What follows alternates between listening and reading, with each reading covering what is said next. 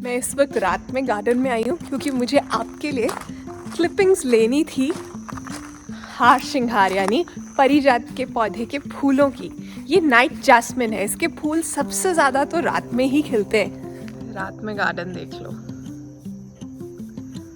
अभी दिवाली के लिए तो सेटिंग हो ही रही है। मैं प्लांट से काफ़ी दूर हूँ लेकिन यहाँ पे ही बहुत खुशबू आ रही है फूलों की।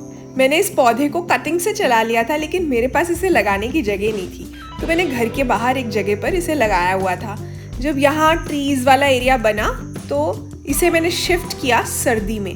मुझे बहुत डाउट था फूल आएंगे या नहीं, पर ये देखो भर भर कर फूल आए।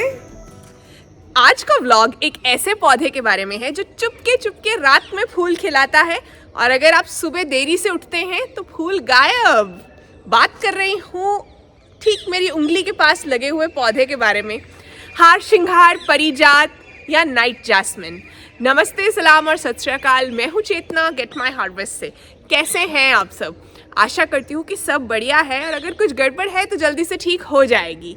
तो इस वीडियो में हार श्रृंगार परिजात या नाइट जैस्मिन के बारे में सब कुछ बताऊंगी, साथ में गार्डन की कुछ अपडेट्स भी दूंगी। तो शुरू करते हैं। अब सबसे पहले एक गलतफहमी दूर करूंगी। बहुत से लोगों को लगता है कि हार श्रृंगार का पौधा एक छोटा सा पौधा है जो गमले में लगाया जाता है। असली में एक पेड़ है, लेकिन गमले में उगा सकते हैं। जब आप गमले में रखोगे तो ऑब्वियसली वो पेड़ नहीं बनेगा, पौधा ही रहेगा। मैंने अपने फ्रूट ट्रीज वाले एरिया में उसे लगाया है और काफ़ी अच्छे से जो है वो बड़ा हो रहा है। इस पौधे को क्यों लगाना है, क्यों लेकर आना है, कुछ कारण है जो मैं बताऊंगी। इसके बाद आप पक्का ये पौधा ढूंढोगे अगर आपके पास नहीं है तो। सबसे पहला कारण ये है एस्थेटिक अपील। बहुत सुंदर लगता है, फूल आते हैं ना जब इसमें, तब तो आपका जो बालकनी टेरेस गार्डन जहाँ भी लगाया है ना, वहाँ एक नेचुरल परफ्यूम होगा। बहुत ही सुंदर सी एक वाइब होती है। मतलब मैं इसे बयान नहीं कर सकती, डिस्क्राइब नहीं कर सकती, लेकिन असली में बहुत प्यारा लगता है। दूसरी चीज़, वास्तु के हिसाब से इसको शुभ माना गया है। लकी प्लांट है ये। नेगेटिव एनर्जी, नकारात्मक ऊर्जा को दूर भगाता है, पॉजिटिव वाइब्स फैला देता है। तीसरी चीज़, और ये जो पौधा है इसे पूजा में इस्तेमाल किया जाता है। इसके फूलों को भगवान जी लक्ष्मी जी को चढ़ाया जाता है ये पौधा, ये फूल। चौथी चीज़, इस पौधे की बहुत से मेडिसिनल बेनिफिट्स भी हैं। मेडिसिनल बेनिफिट्स आपको मैं जैसे हमेशा कहती हूँ, बहुत से लोग वीडियोस करते हैं इसके बारे में। ये पत्तियाँ उबाल के खा लो, पी लो तो ये ठीक हो जाएगा, ये फूलों को खा लो तो ये ठीक हो जाएगा। आयुर्वेदिक प्रैक्टिशनर या स्पेशलिस्ट से ही जो है आपको ये राय लेनी है। बहुत गलत बात है जो भी वीडियोस कर रहे हैं और फिर उनको व्यूज़ भी मिल रहे हैं आप लोगों से। उल्टा मैं देखती हूँ कि लोग उनकी वीडियोस के नीचे पूछते हैं कि घुटने की दर्द के लिए हम क्या खाएं। गड़बड़ हो सकती है बहुत ज़्यादा, पर इसके मेडिसिनल बेनिफिट्स हैं। एक और चीज़, माइथोलॉजी में इसकी एक कहानी है। मतलब आपको ना एक कनेक्शन फील होगा। वो कहानी क्या है नीचे कमेंट्स में लिखना। कौन कहाँ से ये पौधा लेकर आया था, जिसको भी पूरे से पता है ना लिख दो ताकि सबको पता चल जाए। वीडियो को आगे बढ़ाते हैं, लेकिन उससे पहले आपने भी सीड्स शुरू किए थे, लेकिन कई बार सीड्स थोड़ा लंबा होने के बाद कुछ ही दिनों में मर जाते हैं, या आपको कन्फ्यूजन रहती है किस महीने में गार्डनिंग के कौन से काम करने हैं, या आपको कन्फ्यूजन रहती है कि किस महीने में कौन से फूल और सब्जियां लगेंगी, तो आपको गेट माई हार्वेस्ट का चैनल मेंबर बन जाना चाहिए। Channel membership 89 rupees per month पर है। बहुत किफ़ायती दाम मैंने रखा हुआ है आप सभी के लिए। मेंबरशिप का लिंक नीचे डिस्क्रिप्शन में और कमेंट में पिन कर दूंगी। मेंबर बन जाओ, फ़ायदे में रहोगे। अब जी आप कन्विंस हो गए कि आपको परिजात यानी हार श्रृंगार का पौधा घर में लेकर आना है। कैसे लाओगे? दो ऑप्शंस हैं। एक तो आप इसकी कटिंग लगा सकते हो। कटिंग उग जाती है मॉनसून के मंथ्स में भी, फेब्रुअरी में भी। फेब्रुअरी मार्च मतलब स्प्रिंग सीजन में दो ही तो टाइम होते हैं जब हम कटिंग से प्लांट्स मल्टीप्लाई करते हैं। दूसरी ऑप्शन ये है कि आप प्लांट नर्सरी से ले आओ। अंडर 100 रुपीज़, 100 रुपये से कम में ये पौधा मिल जाएगा। ज़्यादा महंगा पौधा नहीं है। लेकिन पहचानोगे कैसे कि आपको सही पौधा मिला है? उसके लिए शॉर्ट वीडियो देख लो, आज ही रिलीज़ किया है। कि पौधे को पहचानने के कुछ तरीके हैं, क्योंकि जब आपको पौधा मिलेगा ना तब उसमें फूल आ नहीं रहे होंगे, गलत पौधा मिल सकता है बहुत आसानी से। तो इससे अच्छा ये कि आपको पहले से पता हो। करेले के साथ तो बहुत इंटरेस्टिंग कहानी है। मैंने नॉर्मली इस टाइम तक करेला नहीं देखा है। अमृतसर में ख़त्म हो जाता है पौधा। इस बार भी मैंने ऑलमोस्ट अगस्त में बहुत ज़्यादा फैल गया था पौधा, मतलब बेल अपने बेड से बाहर जा चुकी थी तो मैंने उखाड़ दी थी। लेकिन एक छोटा सा जो है ना पौधा आ रहा था, मैंने वो रहने दिया। अब वो बेल बन गई है, बड़ी प्यारी लग रही है और करेले भी बहुत प्यारे लग रहे हैं इसके अंदर लटके हुए। ये देखो, मतलब इतने सुंदर लग रहे हैं, मेरा हार्वेस्ट करने का भी मन नहीं कर रहा। अब हम बात करते हैं इसकी पॉटिंग सॉइल मिक्स के बारे में। देखो, अगर तो आप मिट्टी में लगा रहे हो फिर कोई ज़्यादा टेंशन नहीं है, ज़मीन में लगा रहे हो। जब आप गमले में लगा रहे हो ना तब ज़्यादा प्रॉब्लम है। आपको ये देखना है कि मिट्टी जो है वो लाइट हो। चिकनी मिट्टी, जो मिट्टी हार्ड हो जाती है, वो वाली मिट्टी से ये पौधा मर जाता है। तो नॉर्मल जो है पॉटिंग सॉइल मिक्स, इसमें बहुत इजी प्रोपोर्शन है, आपको याद भी रहेंगे, नोट भी कर सकते हो। इक्वल जो है ना, पूरी इक्वल मात्रा में आपको लेनी है normal garden soil, vermi compost या गाय के गोबर की खाद और रेत। 1/3 1/3 1/3 कर लो, मतलब जितनी मिट्टी उतनी ही खाद उतनी ही रेत। खाद अगर गाय के गोबर की ले रहे हो तो अच्छे से पकी हो, वेल रॉटन, ये नहीं कि ताज़ी ताज़ी वाली, उससे गड़बड़ हो जाएगी।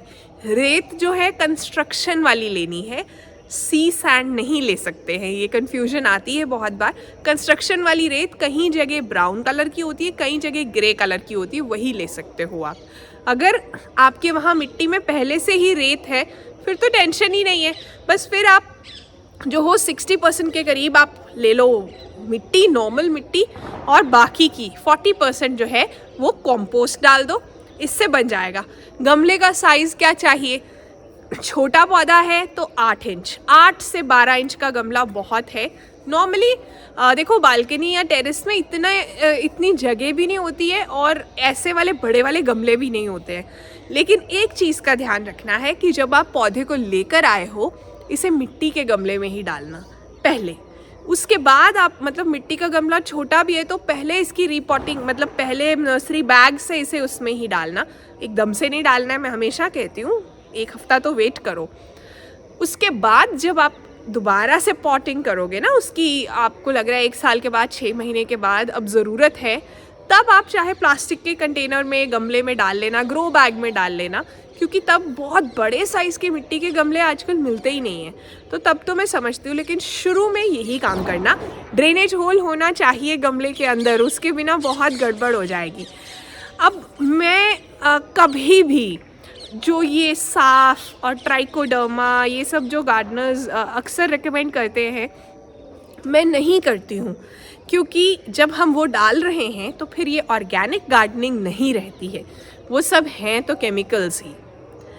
फंगस जो है नहीं लगेगी नॉर्मली अगर आप पानी सही से दे रहे हो, ध्यान रख रहे हो कि मिट्टी जो है वो वेल ड्रेनिंग है, धूप में रख रहे हो। मैं कभी भी किसी भी पौधे में इस तरह की फंगीसाइड्स नहीं डालती हूँ। बहुत ज़रूरत लग रही है तो दालचीनी का पाउडर या हल्दी का पाउडर डाल लीजिए। ऑर्गेनिक गार्डनिंग कर रहे हैं ना, खुद की बॉडी को ख़राब नहीं करना है ये सब केमिकल्स डालकर। अब समझते हैं कि इसे पानी कैसे देना है। देखिए, परिजात या हार श्रृंगार जो है, इसे पानी आपको सबसे पहले तो अच्छे से दे देना है, ताकि मिट्टी अच्छे से सैचुरेट हो जाए, ड्रेनेज भी चेक हो जाए कि हाँ चल रही है ड्रेनेज, नीचे से पानी बाहर आ जाए। टॉप 2 इंचेस जो है ना, जब वो ड्राई होंगे तो आपको पानी देना है उसके बाद। अब बहुत से लोग कहते हैं कि आप ये बताओ कितने दिनों के बाद देना है। ये मैं नहीं बता सकती हूँ, क्योंकि ये डिपेंड करेगा आपका पौधा कहाँ है और मौसम कैसा है। तो अगर तो बहुत धूप में पौधा रखा हुआ है तो हो सकता है कि आपको दिन में 2 बार भी पानी देना पड़े भर गर्मी में। सर्दियों में पानी कम कर देना है आपको। स्प्रिंग और विंटर्स में, मॉनसून में भी पानी कम देना है। भर गर्मी में पानी जो है जैसे आप बाकी पौधों को देंगे वैसे देना है। फिंगर टेस्ट कर लेना, पत्तियों पर पानी नहीं देना, फिर गड़बड़ शुरू होती है।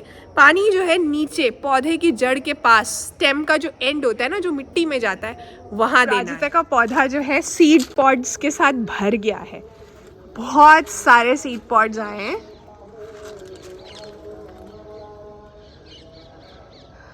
और अब ऐसा लग रहा है जैसे जैसे सर्दी आ रही है पौधा थोड़ा स्ट्रेस में जाएगा और ख़त्म हो जाएगा, लेकिन अपने पास सीड्स होंगे ना दोबारा से शुरू करने के लिए।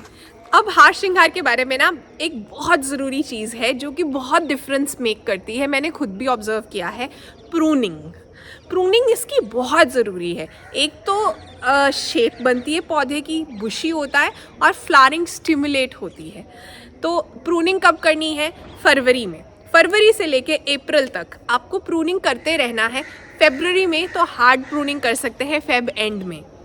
क्या होगा, पौधे को जो है एकदम से सिग्नल जाता है कि हाँ कोई है, मुझे देख रहा है, अब मुझे इसके अंदर और ब्रांचेस बनानी है। प्रूनिंग के 25 दिन के बाद नई ब्रांचेस आनी शुरू हो जाएंगी।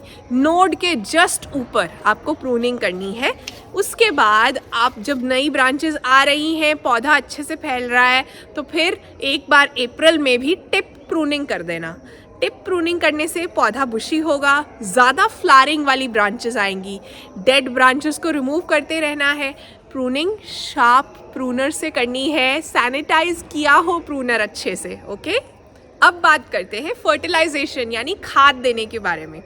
हार श्रृंगार, परिजात, नाइट जैस्मिन को खाद चाहिए अच्छे से, स्पेशली अगर आप इसे गमले में या कंटेनर में लगा रहे हैं। जब भी कोई पौधा गमले या कंटेनर में लगता है तो उसे ज़्यादा केयर की ज़रूरत होती है। मिट्टी में ज़्यादा पोषण तत्व होते हैं। जो ज़मीन में लगा हुआ पौधा है उसमें आप इतना ज़्यादा जो है फर्टिलाइजेशन की ज़रूरत नहीं होती है। तो फरवरी से लेके सितंबर तक आप या तो गाय के गोबर की खाद दे सकते हैं, पानी में उसे मिला लीजिए फिर दीजिए, या घर की बनी हुई कंपोस्ट दे सकते हैं। कंपोस्ट टी भी दे सकते हैं। इनमें से एक ही चीज़ देनी है हर महीने। आप फिक्स कर लीजिए कि हाँ, हर महीने 15 तारीख को ये काम करना है अपने हार श्रृंगार के पौधे में। ज़्यादातर सभी पौधों को, गमले वाले पौधों को महीने में एक बार चाहिए। लेकिन अक्टूबर से जनवरी तक जो है मैं देती हूँ मस्टर्ड केक फर्टिलाइज़र पानी में मिलाकर, मतलब सरसों की खली लेकिन लिक्विड फॉर्म में। वो जो, और साथ साथ में क्योंकि फ्लावरिंग हो रही होती है, सितंबर 25 के अराउंड फ्लावरिंग शुरू हो गई थी, तो तब से लेकर जो है हर 15 दिन में कोई ना कोई लिक्विड टॉनिक, जैसे कि लिक्विड सीवीड फर्टिलाइज़र, बनाना पील फर्टिलाइज़र, प्याज के छिलके का पानी, ये सब कुछ ना कुछ देते रहना है हर 15 दिन में। स्पेशली जब आप गमले में उगा रहे हैं तभी रिपीटेड फ्लावरिंग होगी। क्योंकि यहाँ अमृतसर में पिछले कुछ दिनों में काफ़ी बारिश हुई है, तो मैंने नए सीड्स लगाने थोड़ा सा जो है ब्रेक दे दिया है। लेकिन जो पहले लगाए थे वो बहुत अच्छे से जर्मिनेट हो गए हैं। कुछ सीडलिंग्स को ट्रांसप्लांट किया था, वो भी बहुत बढ़िया से चल गए हैं बारिश की वजह से। वो सब अपडेट्स देती हूँ मैं आपको। याद है यहाँ बंचेस में, गुच्छों में मेथी लगाई थी, ये देखो, ये ऐसे जर्मिनेट हो भी रही है। इधर यहाँ ये है गोभी के सीडलिंग्स, देखो कितने हेल्दी लग रहे हैं। साइड में प्याज लगाया था, आपको दिखाया भी था जब लगाया था। यहाँ मूली के सीडलिंग्स मुझे दिख रहे हैं। सीड्स जो है स्प्राउट कर गए मूली के, मगर बारिश की वजह से कहीं कहीं जो है सीड्स एक्सपोज भी हो गए हैं। ये देखो कहाँ पहुँच गया ये सीडलिंग। इस पौधे में ना जनरली 2 प्रॉब्लम्स आती हैं, या तो लीफ माइनर्स या मीली बग्स। जब आपको दिखे थोड़ा सा ही प्रॉब्लम है, वो वाला पार्ट काट दो पहले ही। नीम के तेल का स्प्रे हर 15-20 दिन में तो ज़रूर करना चाहिए, स्पेशली मॉनसून और उसके बाद वाले टाइम में। और विंटर्स में इतनी ज़रूरत नहीं पड़ती है जनरली। ये ध्यान रखना है आपको कि प्रॉब्लम बढ़ने से पहले ही आप जो हो उसको सॉल्व कर दो। कई बार ऐसे भी होता है कि पौधा जो है बिल्कुल हेल्दी है। ज़रा से पार्ट में एक प्रॉब्लम दिखी है। सुबह सुबह आप जो हो चाय पी रहे थे, साथ साथ में आप पौधों को एग्जामिन किया करो। ये एक आदत डाल लो। नेचर लवर हो, गार्डनिंग लवर हो, प्लांट्स पसंद हैं, प्लांट्स लगाए हुए हैं, तो सुबह के 10-15 मिनट जो है वो प्लांट्स के साथ बातें करने में लगाया करो। लिटरल बातें नहीं, मेरा मतलब ये है कि उनको देखो, समझो कहीं गड़बड़ है। सुबह सुबह अक्सर जो भी प्रॉब्लम्स होते हैं ना, कैटरपिलर्स हों चाहे कोई और इंसेक्ट्स हों, वो दिख जाएंगे आपको, क्योंकि रात में अभी उनका हैंगओवर चल रहा होता है। जब जैसे ही बहुत ज़्यादा धूप आ जाती है तो वो सब छिप जाते हैं। तो इसलिए सुबह का टाइम पौधों को दिया करो, उन्हें अच्छी तरह से देखने के लिए। अब क्योंकि आप गमले में उगा रहे हो तो एक और प्रॉब्लम फेस करोगे, रूट प्रूनिंग करनी पड़ेगी। गमले छोटा होगा तो जब आप ट्रांसफ़र भी कर रहे हो उसके पहले भी ना क्या करना है, आपको स्प्रिंग में यानी फरवरी एंड मार्च में आप रूट प्रूनिंग कर सकते हो, या मॉनसून सीज़न में। इन दोनों टाइम्स में सेफ़ है रूट प्रूनिंग करना। और तब आपको क्या करना है, अच्छे से पौधे की जड़ों को जो है 2-2 इंच तक, डिपेंड करता है कि साइज़ कैसा है, काट देना है। थोड़ा जो है हल्का हल्का जो है गुदगुदा देना है कि रूट्स जो है वो फिर से स्टिमुलेट हो जाएं, हेल्दी हो जाएं काटने के बाद भी। उसके बाद आप रीपॉटिंग कर दो। पॉटिंग सॉइल मिक्स मैंने बताया है, सब कुछ इक्वल मात्रा में। अब मैं देख रही थी जैसे ही सूरज काफ़ी ऊपर आया ना, तो फूल जो है बहुत से गिर गए हैं। पूजा में बहुत से लोग कहते हैं कि वो ज़मीन से उठाकर फूल नहीं इस्तेमाल कर सकते हैं, तो उसका एक सोल्यूशन तो यही है कि आप बहुत जल्दी जब सुबह उठते हो तभी आप हार्वेस्ट कर लो फ्लावर्स।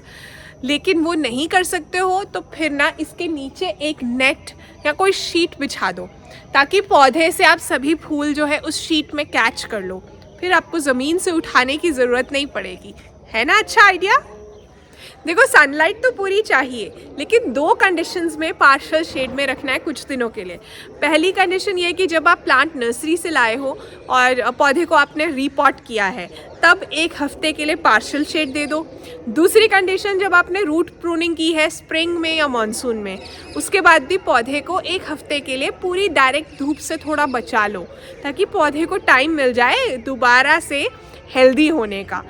लग रहा है गड़बड़ टाइम पर रूट प्रूनिंग की थी तो ह्यूमिक एसिड डाल लेना थोड़ा सा। पर्सनली मैं अभी तक ह्यूमिक एसिड नहीं यूज़ करती हूँ, मुझे ज़रूरत नहीं पड़ती है। तो मुझे ऐसा लगता है कि गार्डनिंग को ना ओवर कॉम्प्लिकेट किया जा रहा है, तरह तरह की चीज़ें निकाली जा रही है जिससे कि मतलब ऐसा लगे कि गार्डनिंग बहुत मुश्किल चीज़ है। असली में एक बेसिक स्किल है, जैसे कुकिंग है उसी तरह से गार्डनिंग है, सबको आनी चाहिए। पौधे हैं तो हम हैं, उनके कारण ही हम सांस ले पा रहे हैं। तो इसलिए पौधे तो हर किसी के पास होने चाहिए, घर के अंदर, बाहर, बालकनी में, टेरेस पर, जितनी जगह है उस हिसाब से। तो एक बेसिक है, इसे ओवर कॉम्प्लिकेट नहीं करना चाहिए। अब ऐसा भी तो हो सकता है ना कि जैसे मॉनसून में या वैसे बारिश हुई और बहुत ज़्यादा पानी है गमले के अंदर, आपको टेंशन है कि पौधा मर ना जाए, तो आपको हल्की हल्की सी गोड़ाई कर देनी है और कुछ दिन पानी नहीं देना है। पौधे को जो है ऑब्ज़र्व कीजिए, मिट्टी कब सूख रही है, 1.5-2 इंच ऊपर जो मिट्टी है वो कब सूख रही है। लग रहा है कि बहुत ही ज़्यादा बारिश पड़ चुकी है और बहुत गीला हो गया है, तो थोड़ी मिट्टी जो है 1-1.5 इंच रिमूव कीजिए। उसकी जगह पर सूखी मिट्टी और रेत डालिए। रेत ज़्यादा, 60 से 70% रेत और 40% के करीब ही नॉर्मल मिट्टी, वो डाल दीजिए, ताकि पौधे के बचने का चांस जो है वो बढ़ जाए। अब जैसे मेरा पौधा यहाँ ज़मीन में है, मैं तो इसे शिफ्ट भी नहीं कर सकती, बहुत सी बारिश होती रही है पिछले कुछ दिनों में। मिट्टी के अंदर क्या होता है कि फैक्टर्स थोड़े से ज़्यादा अपने हाथ में होते हैं, मिट्टी सब कुछ बैलेंस कर देती है, मतलब ज़मीन, लेकिन गमलों के अंदर थोड़ा ज़्यादा ध्यान रखना पड़ता है। अच्छा, पौधे के बेस पर ना अगर फूल और पत्तियाँ गिरी हैं तो आपको उन्हें हटा देना है कुछ कुछ देर के बाद, तभी आप फंगल ग्रोथ भी प्रिवेंट कर पाओगे, स्पेशली गमले के अंदर। वैसे तो आप अगर सूखे पत्ते लगाते हो, मल्चिंग करते हो, तो वीड्स नहीं आएंगे, खरपतवार नहीं आएंगे, और पौधे को खरपतवार पसंद नहीं है। लेकिन कई बार ताज़ी पत्तियां और फूल जो है वो 1-2 दिन में फंगस क्रिएट करते हैं, तो इसलिए उसका भी ध्यान रखिए। आपको पता है, एक मान्यता है कि परिजात के फूलों को छूने से इनकी खुशबू लेने से ही थकान दूर हो जाती है, पॉजिटिव वाइब्स आती हैं, आपका थॉट प्रोसेस चेंज हो जाता है। इतना अच्छा पौधा है ये, हर बालकनी, टेरेस या गार्डन में होना ही चाहिए। तो आशा करती हूँ आज का वीडियो आपको काम का लगा। जाते जाते कहना चाहती हूँ कि समय को, टाइम को, इस बात से कोई फ़र्क नहीं पड़ता कि आप थके हुए हो, आपका मूड नहीं है, आज मन नहीं कर रहा, ये बस चलता रहता है। तो इसलिए समय कहता है कि हमें भी उसके साथ साथ चलना चाहिए, वेस्ट नहीं करना चाहिए। तो अपना ध्यान रखिए और गेट माई हार्वेस्ट परिवार का हिस्सा बने रहने के लिए दिल से थैंक यू। खुशबू आ रही है, देखो अब आ रही है। अपना पौधा लगाओ ना।